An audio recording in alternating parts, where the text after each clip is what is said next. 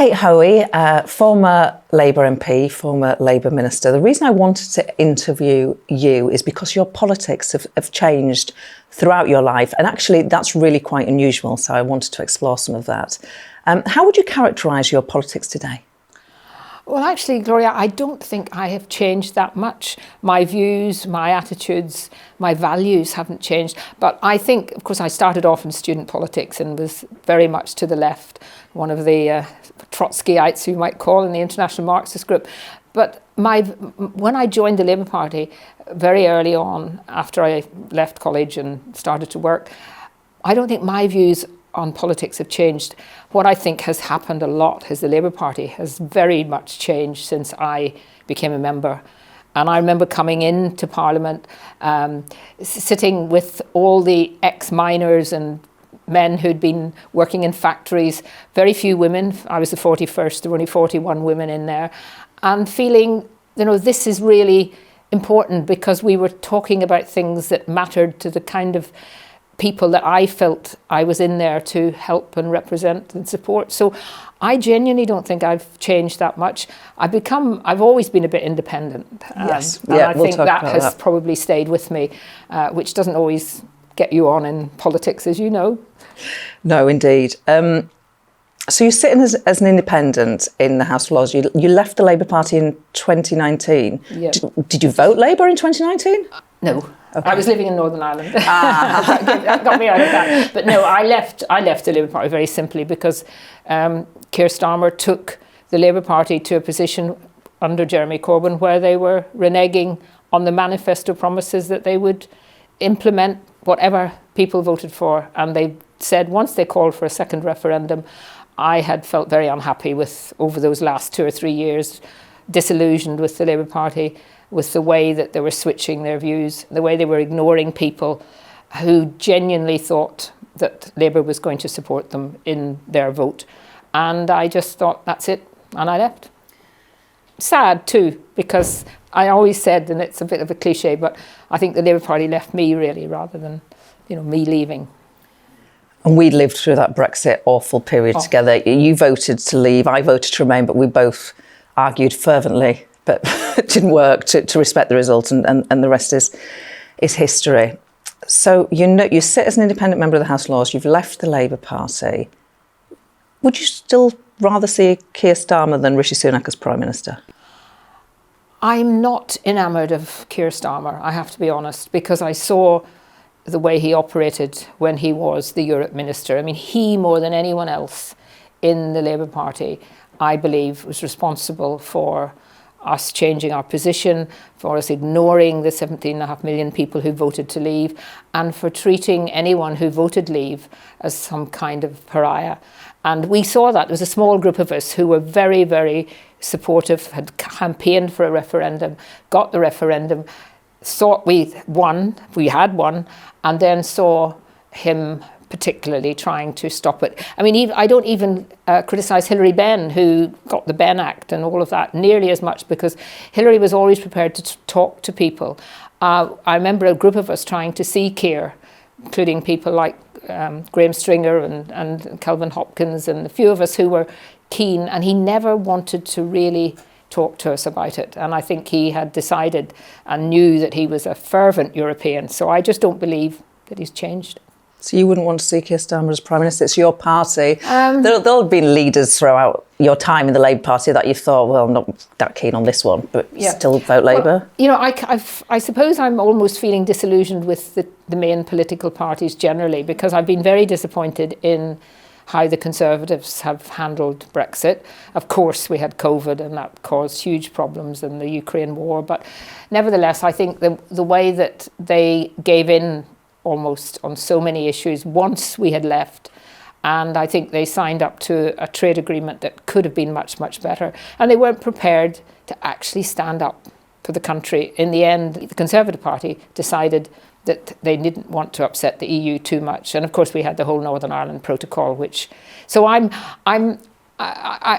be in a very lucky position actually, because Northern Ireland Labour Party don't even allow people.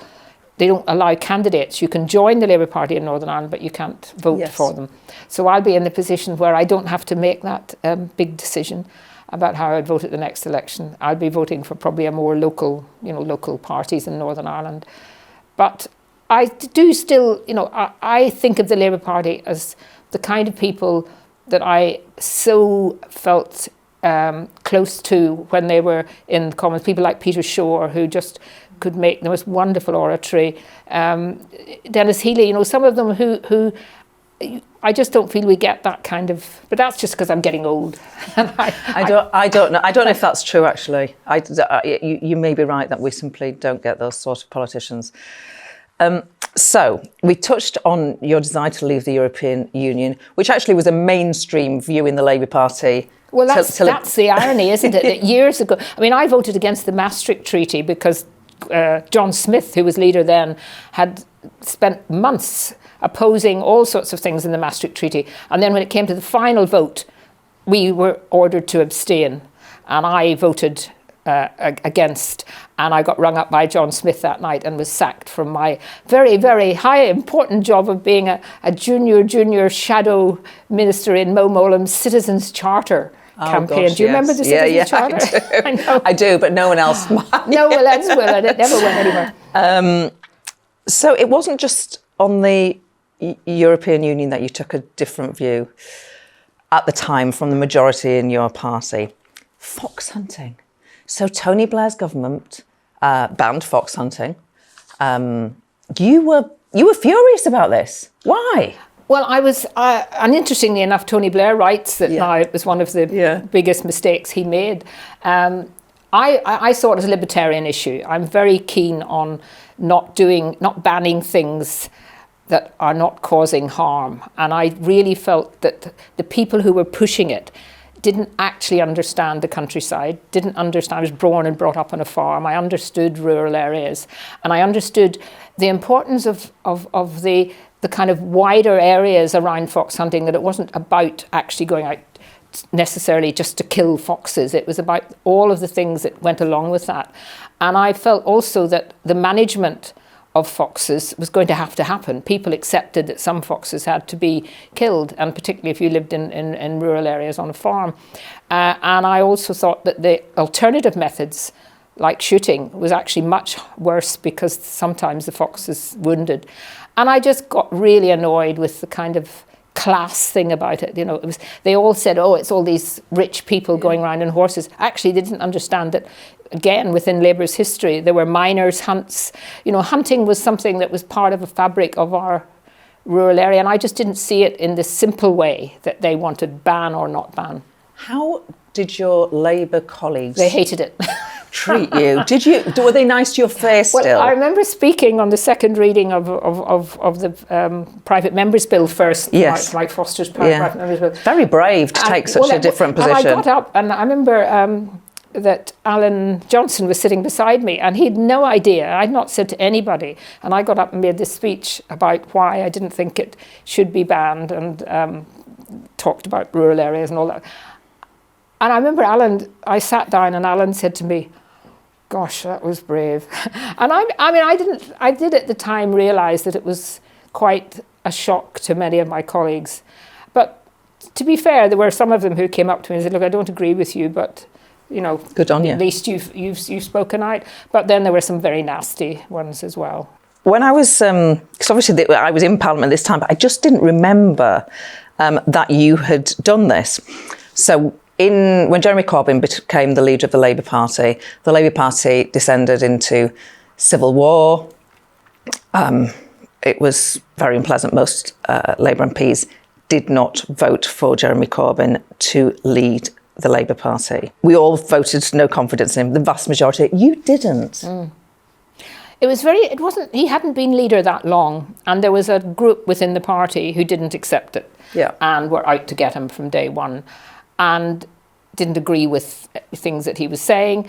It wasn't that I agreed with everything he was saying, but I did feel that there was a lot of hypocrisy around about the way people were just using this as an opportunity to get rid of him. And I think there were quite a number of us who decided, not necessarily because we thought he was the best leader or could be the best leader, but simply because we didn't think that it was actually a fair thing to do. And actually, I knew Jeremy for a long, long time, and he was a bit like me because we were both London MPs. We used to rush out in the evening and go off to our constituencies and do work with groups and campaign groups and pensioners groups and all of that, and come rushing back in for the 10 o'clock vote to see all our colleagues just recovering from a nice dinner, having sat around in the evenings, not having anything really to do. That's part of the problem of not being a London MP. And I found, and Jeremy was a really hard-working constituency MP, and, I liked him. That didn't mean to say I agreed with him, and I just felt that was too soon to be kicking him out when he hadn't really had an opportunity. Do you think I kind of knew he was never going to be Prime Minister. I think we all did. Should Jeremy be back in? Should Jeremy be back in? Yes, I think he should. Could anything make you rejoin the Labour Party? No. You're done? No. I think... Does it hurt to say that? It did.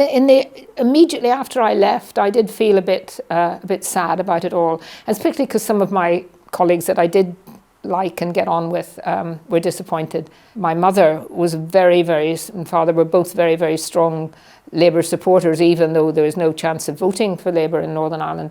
And I think, my mother was disappointed, but then she was a very, very fanatical anti-European Union. And she said to me, literally, she died a few months after the referendum, so she saw our vote to leave. But I remember her saying to me so clearly, they'll never let us leave. And I'm kind of glad she didn't have to live through that awful time in watching Parliament, because she watched Parliament a lot. I think she would have been very, very upset by that.